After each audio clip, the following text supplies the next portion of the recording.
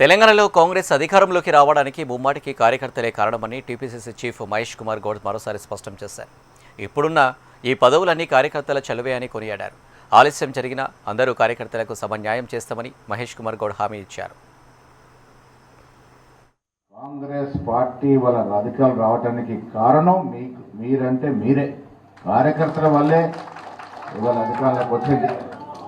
రేవంత్ రెడ్డి గారు ముఖ్యమంత్రి కుర్చీలో కూర్చున్నా, నేను పిసిసి అధ్యక్షుడు అయినా, ఇవాళ మంత్రులు వివేక్ గారు జుపల్లి గారు మంత్రివర్గంలో ఉన్నా, మా ప్రేమ్ సాగర్ అన్న ఎమ్మెల్యే అయినా, ఇదంతా కూడా మీ చలువ, కార్యకర్తల చలువ వల్లే అయినా.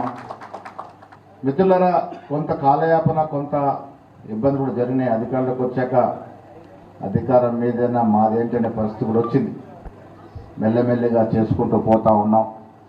ఇలా కాంగ్రెస్ పార్టీ ఈ దేశంలో గొప్ప చరిత్ర లాంటి పార్టీ. నా ఉదాహరణ చెప్తా. నేను ఒక ఎన్ఎస్యూ జిల్లా అధ్యక్షుడు అయినప్పుడు ఇంత గొప్ప పార్టీలో ఒక విద్యార్థి విభాగానికి అధ్యక్షుడు అయినాను. ఏదో ఒక రోజున పిసిసి ప్రధాన కార్యదర్శి చేరుకోవాలనుకున్నాను, కానీ వాళ్ళ అధ్యక్షుడు అయినాను. ఇలాంటి అవకాశం కాంగ్రెస్ పార్టీలో లభిస్తుంది.